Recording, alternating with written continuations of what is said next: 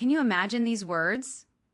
Those were the last words my father said to me before he shoved me into an October storm and locked the door behind me.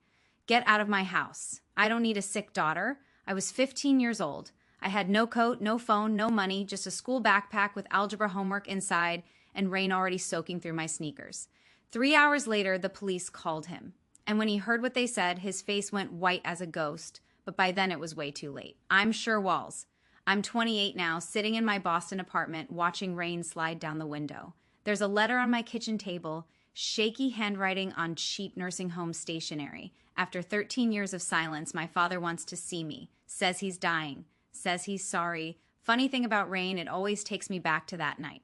October 14th, 2011. I remember coming home from school like it was any other Tuesday. Backpack over one shoulder, head full of the algebra test I'd just aced.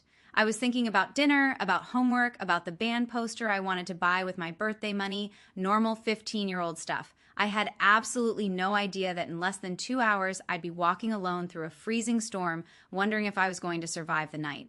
The moment I stepped through that front door, I knew something was wrong. My father was standing in the living room looking like a volcano about to explode. His face was the color of raw meat. His hands were shaking, and he was holding a wad of cash in one fist and empty pill bottles in the other. My sister Karen stood right behind him. She was 19, 4 years older than me, and she had this expression on her face, concerned, worried, heartbroken, the perfect picture of a devoted older sister who just discovered something terrible about her baby sibling. But I saw her eyes. I caught that little flicker she couldn't quite hide. Satisfaction. Our stepmother, Jolene, hovered in the kitchen doorway, arms crossed, lips pressed together, saying absolutely nothing. That was her specialty, saying nothing while bad things happened. My father didn't even let me put down my backpack. He started screaming like I'd set the house on fire. He said I'd been stealing from his wallet for months. He said I'd been buying pills, hiding them in my room. He said Karen had found the evidence. Cash stuffed in my dresser, pill bottles in my closet, text messages proving I was talking to drug dealers. I tried to explain. I tried to tell him I'd never touched his wallet, never seen those pills, didn't even know what he was talking about. But the words died in my throat because I realized something horrible. He wasn't listening. His mind was already made up.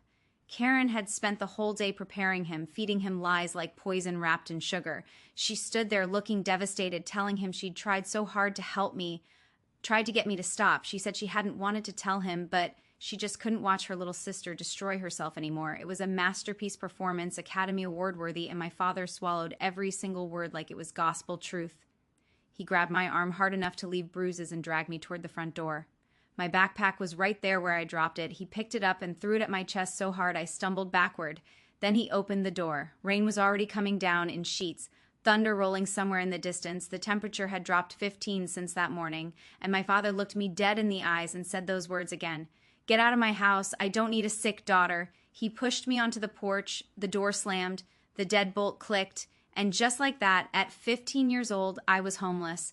I stood on that porch for maybe 5 minutes, completely frozen. Not from the cold, though, that was coming, but from shock. I kept waiting for the door to open again, waiting for someone to say. It was all a big misunderstanding. Nobody came. My phone was sitting on my bedroom desk. I wasn't allowed to grab anything except what was already in my hands. My backpack had textbooks, a half-eaten granola bar, and absolutely nothing useful for surviving a night outside. No jacket, no money, no way to call for help. 2011. Payon still existed somewhere, but who carries quarters? Not a 15-year-old who spent her allowance on band posters. Priorities, right? Straight-A student, 0-star survival skills. So I started walking. I didn't make a conscious decision about where to go. My body just moved on autopilot toward the only safe place I knew. My grandmother Dorothy's house 7 miles away. My mom's mom. The one person who always looked at me like I mattered. 7 miles doesn't sound like much when you're driving. When you're walking through freezing rain and canvas sneakers with no coat, it might as well be 700. Route 9 stretched ahead of me, dark and slick with rain. Cars splashed past without slowing down. I was just a shadow on the roadside, a shape nobody wanted to look at too closely. After the first mile, my clothes were soaked through to my skin. After the second mile, I couldn't feel my fingers anymore. After the third mile, my teeth were chattering so hard I thought they might crack. But I kept walking. What else could I do? Go back and beg my father to believe me. He'd already made up his mind. I had nowhere else to go except forward. One numb step at a time. The thing about hypothermia is that you don't realize it's happening until it's almost too late. Your body starts shutting down piece by piece, and your brain gets foggy, and suddenly sitting down for just a minute seems like the best idea in the world. Just a quick rest just until you catch your breath. I made it 4 miles before my legs gave out. There was a mailbox up ahead. I remember thinking I'd just lean against it for a second, catch my breath, then I'd keep going. Grandma's house was only 3 more miles. I could make it, but my knees buckled before I got there. The gravel came up fast, and then everything went dark.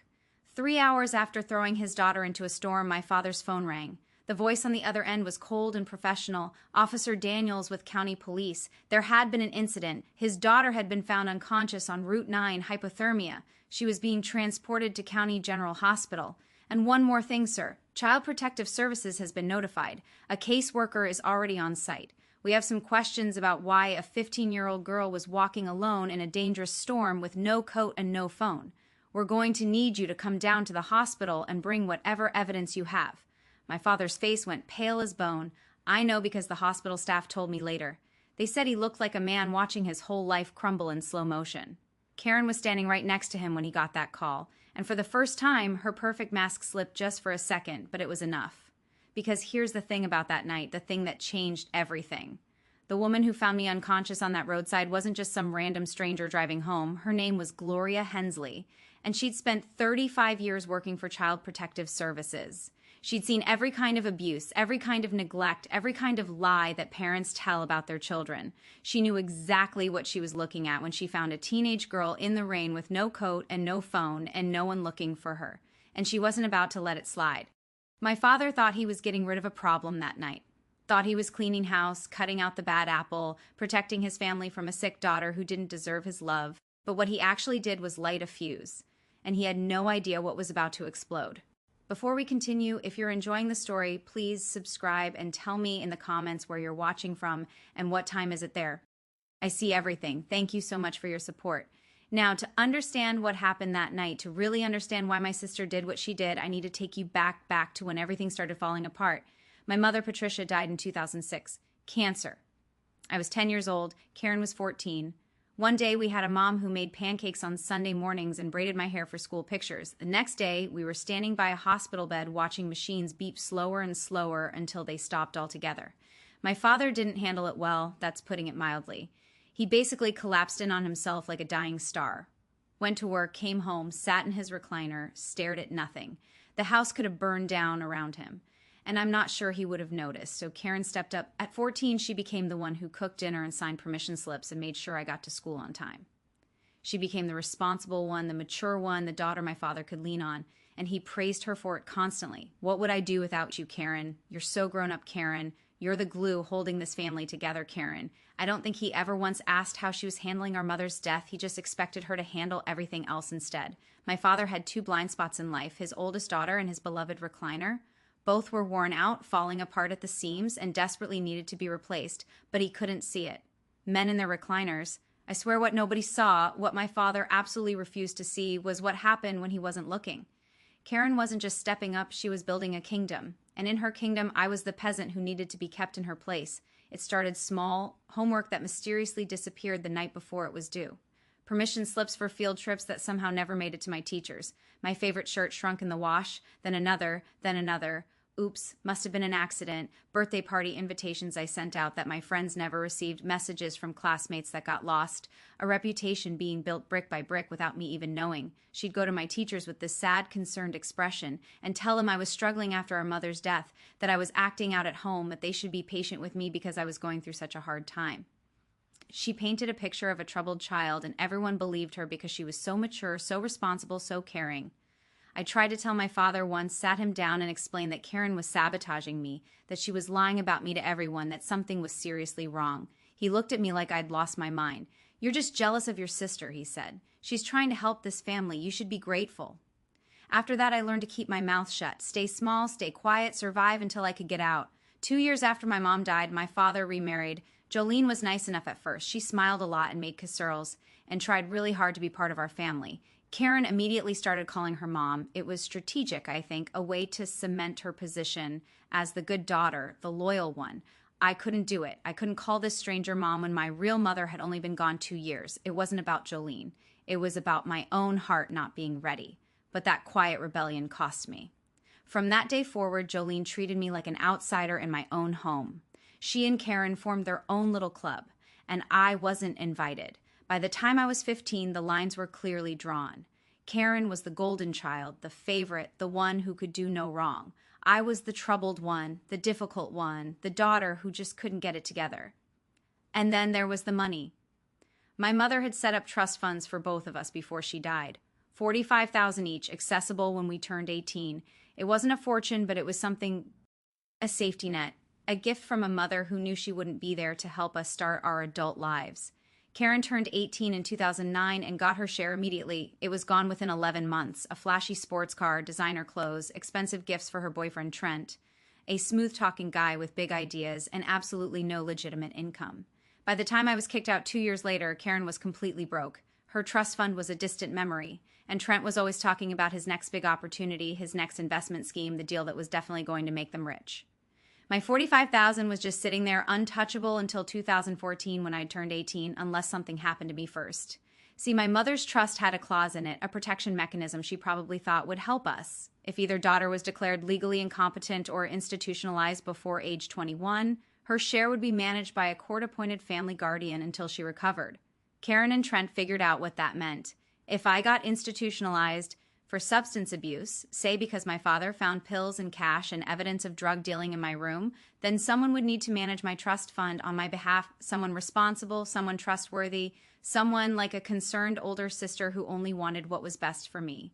$45,000, that's what I was worth to Karen. That's the price she put on her own sister. The week before she destroyed my life, she put her plan into motion. Small cash withdrawals from my father's account using his ATM card. She knew his PIN because she handled all the household finances. Trent's empty prescription bottles collected and saved, a prepaid burner phone purchased at a convenience store loaded with fake text messages. On the morning of October 14th, while I was eating breakfast and thinking about my algebra test, Karen slipped into my room and planted everything. Cash in my dresser drawer, pills in my closet, a paper with the burner phone number as proof of my drug dealer contact. Then she went to our father with tears in her eyes and told him his youngest daughter had a terrible secret. He believed every word. Why wouldn't he? Karen had spent 9 years being the perfect daughter, the responsible one, the one who never lied, and I had spent 9 years being painted as the troubled one before I even knew the portrait existed. By the time I walked through that front door after school, my trial was already over. The verdict was guilty and the sentence was exile. That's how I ended up on Route 9 in October rain, walking toward my grandmother's house like it was the only light left in the world. But Karen had made one mistake, one tiny error in her perfect plan. She didn't account for Gloria Hensley. I don't remember much about collapsing, just the gravel biting into my palms and then nothing, like someone switched off a television in the middle of a show. What I remember is waking up. Fluorescent lights, the smell of antiseptic and industrial floor cleaner, a scratchy hospital blanket tucked around me like I was something fragile, something worth protecting. I hadn't felt that way in years, and there was a woman sitting beside my bed. Silver hair pulled back in a neat bun, reading glasses perched on her nose, a paperback novel closed in her lap. She looked like someone's grandmother, the kind who baked cookies and always had tissues in her purse. But her eyes were sharp, observant, cataloging everything they saw. Her name was Gloria Hensley. She was 67 years old, retired after 35 years with Child Protective Services. She'd seen every kind of abuse, every kind of neglect, every kind of cruelty that adults could inflict on children. And on a cold October night, driving home from her book club meeting, her headlights had caught something by the roadside, a teenage girl unconscious, soaking wet, alone. Gloria pulled over so fast her tires screamed against the pavement. She had an emergency blanket in her trunk. Old habits from her CPS days, and she wrapped me up like a burrito while she called 911. She stayed with me until the ambulance arrived. She followed the ambulance to the hospital, and when I woke up 4 hours later, she was still there. That woman might have saved my life. Not just because she found me before the hypothermia finished what the storm started, but because she was exactly the right person at exactly the right moment. She handed me a cup of coffee when I opened my eyes. Hospital cafeteria coffee, the kind that tastes like regret brewed at 200. "This is terrible," she said, "but it's warm." I laughed. Actually laughed, and for the first time in hours, maybe days, she smiled back. this knowing, gentle smile that said she understood more than I realized. "There she is," she said. "Now, why don't you tell me why a 15-year-old was walking alone on Route 9 in a storm with no coat and no phone?" So I told her everything. The accusations, the planted evidence, the years of Karen's manipulation. I told her things I'd never told anyone because no one had ever actually listened. Gloria just sat there nodding occasionally, never interrupting, never doubting. When I finished, she was quiet for a long moment. Then she said, "I believe you, and I'm going to help you prove it." Those 7 words changed my life. While I was unconscious, things had been happening. The hospital contacted police because a minor had been found in a dangerous situation. Police tried to reach my next of kin. That meant calling my father. I would have loved to see his face when Officer Daniels delivered the news. Apparently, it went something like this. "Mr. Walls, your 15-year-old daughter, was found unconscious on Route 9. She says you expelled her from your home this evening during a storm. Hypothermia. She's a county general. We need you to come in. And, sir, Child Protective Services has been notified. A caseworker is already on site. Bring whatever evidence you have." My father and Karen arrived at the hospital around 10:15 that night. I was awake by then, sitting up in my hospital bed with Gloria beside me. Also in the room, a CPS caseworker named Maria Santos and a uniformed police officer, not exactly the welcome committee my father was expecting. He looked shaken, not guilty, not yet, just annoyed and confused. Like this was all a big inconvenience. Karen was right behind him, and for the first time in my life, I saw her look nervous. The smirk she'd been wearing when I left wasn't anywhere to be found. They expected to find a scared, apologetic girl ready to confess her sins and beg to come home. Instead, they found a room full of professionals asking very pointed questions about why a child was wandering alone in dangerous weather with no means of communication or protection. The power dynamic had shifted, and Karen felt it. She tried to run her usual script. Concerned older sister, troubled younger sibling. We just want what's best for her. But Maria Santos wasn't buying it. 30 years of social work had given her a finely tuned radar for deception, and Karen was setting off every alarm. Then my grandmother arrived. Dorothy Reeves was 67 years old, 5'2" in of pure determination, and she was absolutely not in the mood for nonsense. My mother was her only daughter, and I was her only grandchild, and she had never trusted my father or his new family. She lived 40 minutes from the hospital. She made it in 25. I heard her before I saw her, that distinctive click of sensible heels coming down the hallway at a pace that meant business. She swept into my room like a small silver-haired hurricane and immediately positioned herself between me and my father. "That's my granddaughter," she announced to everyone present. "What has this fool done now?" My father tried to explain, tried to justify, started talking about the stealing, the pills, the evidence. Dorothy listened for about 30 seconds before holding up one hand. "Raymond," she said, "I've known you for 15 years, and you've never been the sharpest tool in the shed, but this might be your dumbest moment yet. You threw a child into a storm based on what? Pills that appeared out of nowhere. Cash that magically materialized. Did you even ask her side of the story?" He opened his mouth, closed it, opened it again. Dorothy nodded.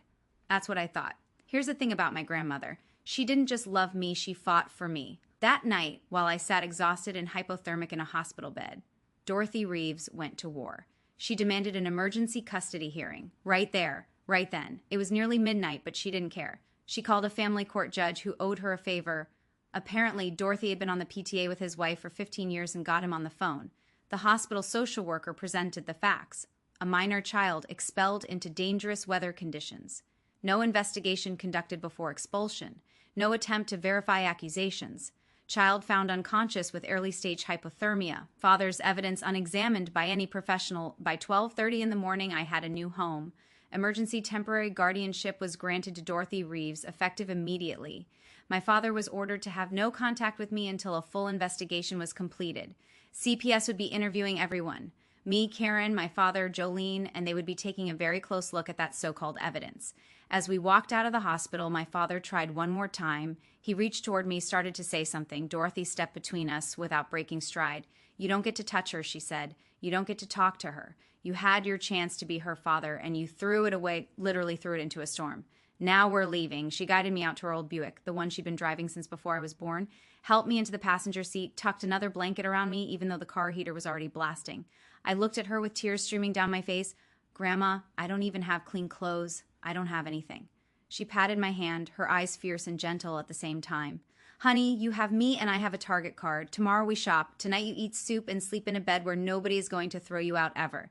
That was the first night of my new life. Grandma Dorothy's house had 3 rules: breakfast at 8, homework before TV, and absolutely no nonsense before her second cup of coffee. It wasn't fancy and it wasn't big, but it was warm and safe and full of love. For the first time in years, I felt like I could breathe. But the story wasn't over. Not even close.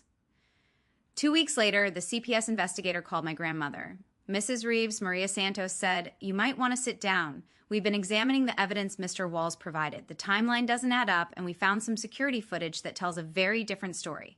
Karen's perfect plan was about to fall apart, and she had no idea what was coming. The investigation changed everything. Maria Santos wasn't just a caseworker checking boxes. She was a detective in a cardigan, and she didn't just look at evidence, she traced it. Every receipt, every timestamp, every thread. And the more she pulled, the more Karen's perfect story unraveled. It started with the cash. $800 had been found in my dresser drawer. My father said it proved I'd been stealing from him for months, open and shut case, right?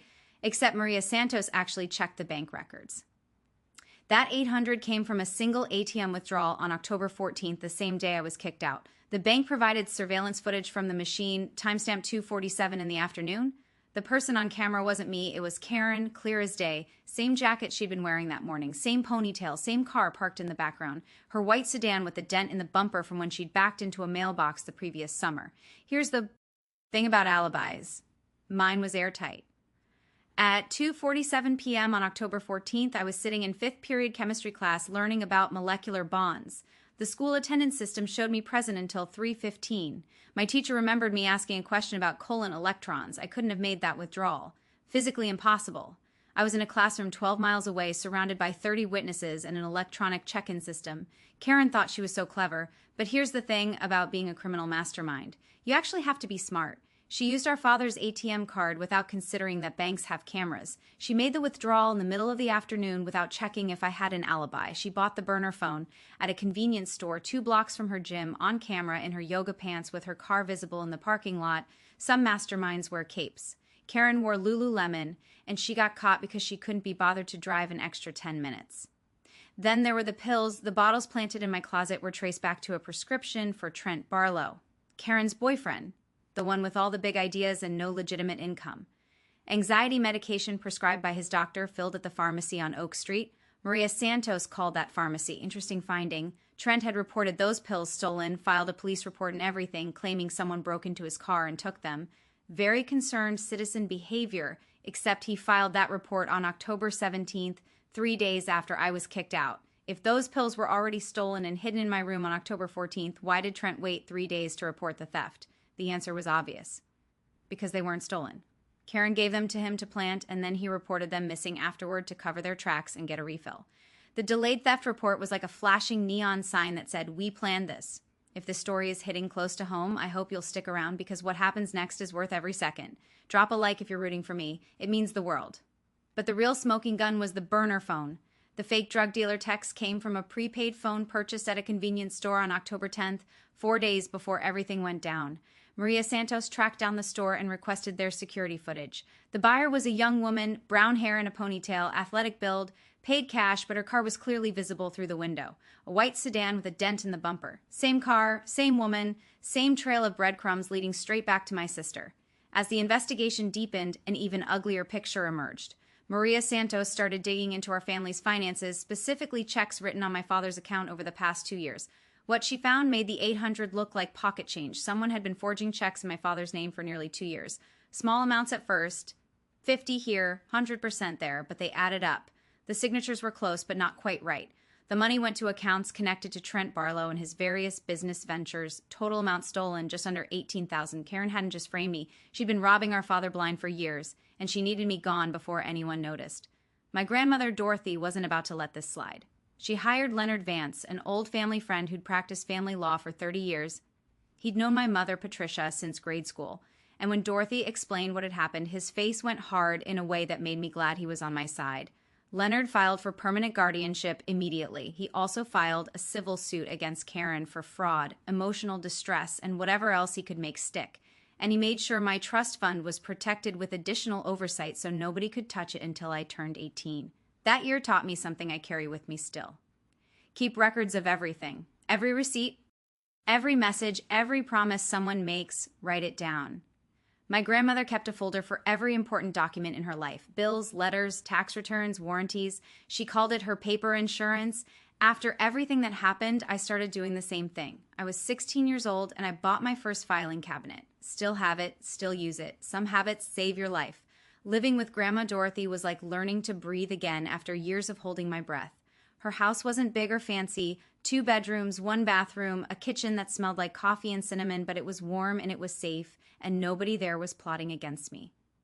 She enrolled me in a new school where nobody knew my history. I made real friends for the first time, people who liked me for me, not because they'd been fed a story about who I was supposed to be. I started seeing a counselor, finally processing years of manipulation that I'd absorbed without even realizing. Grandma Dorothy didn't have a lot of rules, but she was strict about one thing: dinner at 6, no exceptions. She said chaos can wait until after the meatloaf. Honestly, best advice I've ever gotten. Meanwhile, my father's world was crumbling. The CPS investigation put the entire Walls household under a microscope. Raymond was questioned multiple times, each session leaving him more exhausted and confused. How had he missed so much? How had he been so blind? Jolene started sleeping in the guest room. Conversations between them became clipped, tense, loaded with accusations neither of them wanted to say out loud. And Karen was furious. Not sorry and never sorry, just angry that her plan had fallen apart. She blamed everyone but herself. The CPS investigator was biased. The bank footage was misleading. Trent's prescription records were a misunderstanding. The golden child's crown was slipping, and she couldn't stand it. Leonard Vance spent months building an airtight case: bank records, surveillance footage, pharmacy documents, phone purchase receipts. He collected witness statements from Gloria Hensley, from my teachers, from neighbors who'd noticed Karen's car coming and going at odd hours. Even some of Karen's former friends came forward. Turns out she'd burned a lot of bridges over the years, and people were happy to share stories about her lies, her manipulation, her casual cruelty. The court date was set for March 2012. But 1 month before the hearing, something unexpected happened. Trent Barlow got arrested in Nevada. Federal marshals picked him up for running the same investment scam in 3 different states. Over $400,000 stolen from victims who trusted him with their savings. He was facing serious federal charges, possibly 15 years in prison. His lawyer made a phone call the next day. Trent was ready to cooperate, ready to make a deal, ready to tell the truth about everything, including his girlfriend Karen and what she'd done to her little sister. The walls were closing in and Karen had nowhere left to run. Trent Barlow was many things: a con artist, a liar, a man who'd built his entire life on other people's trust and money. But he wasn't loyal. The moment federal prosecutors offered him a reduced sentence in exchange for cooperation, he sang like a canary with a record deal. His written statement was 12 pages long. He confirmed everything. The plan to frame me had been Karen's idea from the beginning. She'd been stealing from our father for nearly 2 years, funneling money to Trent for his investments. When she realized her theft was getting harder to hide, she decided she needed a scapegoat. That scapegoat was me. Karen figured I was the perfect target, the troubled younger sister, the one who'd never fit in, the one nobody would believe. She told Trent that getting me institutionalized would solve 2 problems at once. She'd have someone to blame for the missing money, and she'd get access to my trust fund as my guardian. $45,000? That's what she planned. D to steal from me while I sat in some facility, drugged and discredited, and completely alone. Trent wrote it all down. The planning sessions, the pill bottles he provided, the burner phone Karen purchased, the morning she planted the evidence in my room. He even included text messages between them from the days leading up to October 14th. Messages that proved this wasn't impulsive. It was calculated, premeditated, cold. His final line stayed with me. Karen said her sister was a nobody who wouldn't fight back. She was wrong. March 2012, family court. I'd been living with Grandma Dorothy for 5 months by then. I'd gained weight, the good kind, the kind that comes from regular meals and actual sleep. I'd made honor roll at my new school. I'd started to remember what it felt like to be a normal teenager. But walking into that courtroom, I felt 15 again, scared and small, and wondering if anyone would believe me. Grandma Dorothy squeezed my hand. Leonard Vance nodded reassuringly, and Gloria Hensley was there too, sitting in the gallery, wearing the same reading glasses and the same fierce expression she'd had the night she found me. The hearing was supposed to be about guardianship, simple stuff, making Dorothy's temporary custody permanent, establishing support obligations, that kind of thing. But it turned into something much bigger. The district attorney had gotten involved. With Trent's confession and the mountain of evidence Maria Santos had compiled, this wasn't just a family court matter anymore. There were criminal charges on the table. Karen sat on the other side of the courtroom with a public defender she'd met an hour before. She looked smaller than I remembered, paler. The confident golden child who'd controlled our household for a decade now looked like exactly what she was, a scared young woman whose lies had finally caught up with her. Our father sat alone in the gallery. Jolene had refused to come. He looked like he'd aged 10 years in 5 months. The evidence was presented systematically, professionally, devastatingly. A TM footage showing Karen making the withdrawal at 2:47 p.m. My school attendance records proving I was in chemistry class at that exact time. Pharmacy records showing Trent's conveniently delayed theft report. Security footage from the convenience store showing Karen buying the burner phone. 2 years of forged checks totaling $18,000 and Trent's confession, read into the record word by word. When it was Karen's turn to take the stand, she tried to maintain her story, tried to look confused and innocent and deeply concerned about her troubled sister. The prosecutor wasn't having it. M. Walls, she said, showing the ATM photograph. Is this you at First National Bank on October 14th at 2:47 p.m.? Karen swallowed. She looked at the image of herself, clear as daylight. I was getting money for groceries. Groceries? The prosecutor nodded slowly. $800 in cash for groceries. And you didn't mention this withdrawal to your father when you accused your sister of stealing that exact amount later that same day. Silence. And the location of this ATM, it's 12 miles from your sister's school, a school where attendance records show she was present until 3:15 p.m.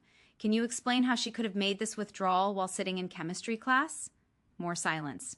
Karen's public defender objected, but there was nothing to object to. The evidence was the evidence.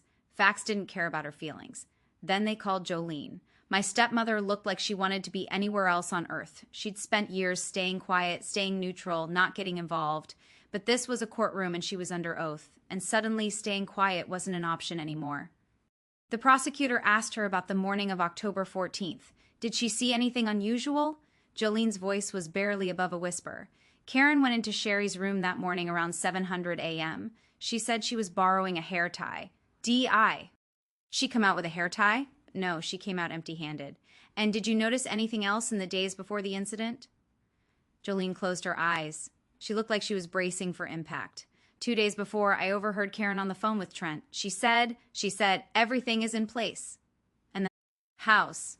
My father tried one last time to approach me. Sweetheart, he started. I'm so Grandma Dorothy stepped between us without breaking stride. Her voice was ice. You don't get to call her that anymore. You lost that right when you threw her into a storm. We kept walking. I didn't look back. The sun was shining that day. March in our part of the country can go either way, but that afternoon was warm and bright and full of promise. I had a grandmother who loved me, a lawyer who'd fought for me, a caseworker, and a retired CPS supervisor who'd believe me when no one else would. And I had a future finally. But some stories don't end with the courtroom. Some stories have one more chapter. 13 years later, a letter arrived, October 2024. I'm 28 years old now, and my life looks nothing like I imagined when I was 15. Walking through a storm with nothing but a school backpack and soaking wet sneakers. I live in Boston, beautiful apartment with a view of the harbor, morning light that streams through windows. I actually chose myself. I'm a marketing director at a tech company. Good salary, good benefits, good people. I worked my way up from an internship, and every promotion felt like another step away from who I used to be. And I'm engaged. His name is Colin. He's a pediatric nurse, which tells you pretty much everything you need to know about his heart. We met at a charity event 2 years ago. I was there for work. He was there because he actually cared. He spilled wine on my dress, apologized for 10 minutes straight, and then made me laugh so hard I forgot to be annoyed. We're getting married in the spring. Life is good. Life is really, genuinely, unbelievably good. Then the letter arrived. It came to my grandmother's address. Dorothy still lives in the same house, still sharp as ever, 80 years old, still following her 3 rules: breakfast at 8, homework before TV, no nonsense before coffee. Some things never change. She called me, said something had arrived that I needed to see. Her voice was careful, neutral, the way she sounds when she's trying not to influence my decisions. I drove down that weekend. The envelope was plain white, cheap paper with shaky handwriting. I barely recognized. The return address was Maple Grove Care Center, a nursing home about an hour from where I grew up. I opened it at Dorothy's kitchen table with a cup of coffee going cold in my hands. Dear Sherry, it began, I know I don't deserve to ask anything of you. I know you have every reason to throw this letter away without reading it. But I'm asking anyway because I don't have much time left, and I need to say this before I go. I'm at Maple Grove now. Had a stroke 2 years ago. Left side doesn't work so well anymore. Jolene is long gone. Took half of everything and moved to Florida with some accountant she met online. The house is sold. There's nothing left of the life I thought I had. Karen came to see me last week. I wouldn't let her in the room. I can't look at her. I can't hear her voice without remembering what I did because of her lies. You're the only one I want to see, the only one I need to apologize to. I was your father, and I failed you in the worst way a parent can fail a child. I believed lies over truth. I chose comfort over justice. I threw you away like you were nothing. I know you owe me nothing. But if you can find it in your heart to come just once, I'd like to tell you I'm sorry in person before it's too late. Your father, Raymond. I sat there for a long time. The coffee got cold. The afternoon light shifted across the table. Dorothy didn't say anything. She just waited the way she always had, letting me find my own way. 13 years of silence, 13 years of building a life without him. Did I owe him anything? No, I didn't. But I thought about my mother. I thought about the kind of person she'd raised me to be before she died. I thought about breaking cycles instead of perpetuating them. I decided to go. Not for him, for me. The nursing home was exactly what you'd expect. Fluorescent lights, industrial floors, the smell of disinfectant trying to cover up the smell of endings. My father's room was small. Single bed, one window, a television mounted on the wall playing something nobody was watching. He looked 20 years older than his actual age, 73, but he could have passed for 90. The stroke had taken something vital out of him, left him crumpled and gray and small in a way I'd never seen. He cried when I walked in, couldn't speak for the first few minutes, just sat there with tears running down his face while I stood by the door, wondering if I'd made a mistake. Eventually, he found his voice. He apologized over and over, stumbling over words, repeating himself because the stroke had taken some of his language too. He said he'd been blind, stupid, cruel. He said losing me was the worst thing he'd ever done. He said he thought about that October night every single day. Every single night, every time it rained, I let him finish. Didn't interrupt, didn't comfort him either. Then I said what I'd come to say. I forgive you. His face crumpled with relief. But I want you to understand what that means. I pulled a chair close to his bed and sat down. Made sure he was looking at me. Forgiveness doesn't mean I forget. It means I'm choosing not to carry this anger anymore. It's heavy and it's been weighing me down, and I'm done letting you take up space in my heart. You threw me into a storm because you believed a lie. You didn't believe it because the evidence was compelling. You believed it because it was easier, because Karen made you feel good about yourself. And I reminded you of everything you'd lost when Mom died. You chose the comfortable lie over your own daughter. I built my entire life without you. I put myself through college. I built a career. I'm marrying a man who would never, ever throw me out in a drizzle, let alone a hurricane. I'm happy, but you need to live with what you did. That's not my burden to carry anymore. It's yours. He nodded, tears still streaming. I don't think he had words left. I know, he finally managed. I know, I just needed you to know. I'm sorry. I needed to see you one last time. I stayed for another 20 minutes. We didn't talk much. What else was there to say? I told him about my job, my apartment, call-ins, surface things, safe things. He listened like it was the most important conversation of his life. When I got up to leave, he reached out with his good hand, not grabbing, just reaching. I let him touch my fingers for a moment, then I walked out. In the hallway, a nurse stopped me. You're his daughter, right? The younger one? I nodded. She glanced back toward his room, then at me. Your sister came by last week. He refused to see her, told us to send her away. I stood very still. He wouldn't see her. The nurse shook her head, said he could only stomach apologizing to one daughter, and it wasn't her. He got pretty upset about it, actually. Said he couldn't look at her face anymore without seeing what she'd done. I didn't know what to say to that.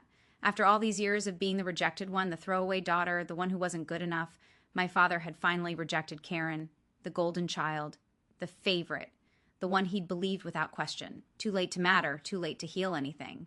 But still, something shifted in my chest. Not forgiveness exactly. I'd already given that. Something more like completion, like the last page of a very long book finally turning.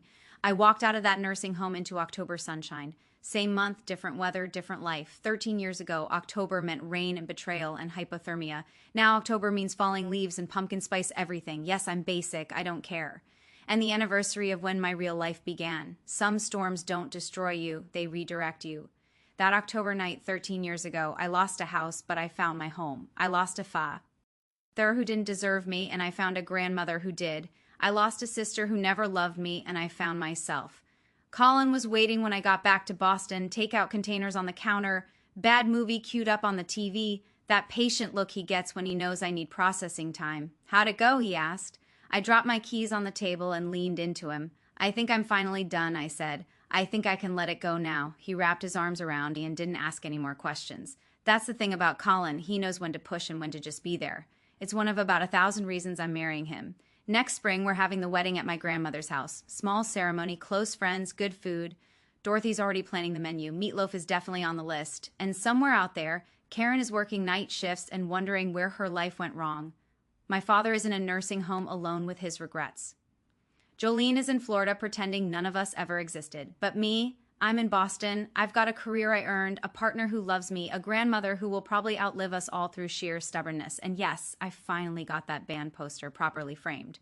The one I bought with my allowance the week before everything fell apart.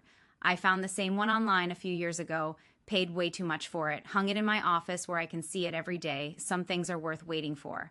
Thanks so much for watching. More of my most gripping stories are already on your screen. Click one now and don't miss the best part. You will love it. See you in the next story.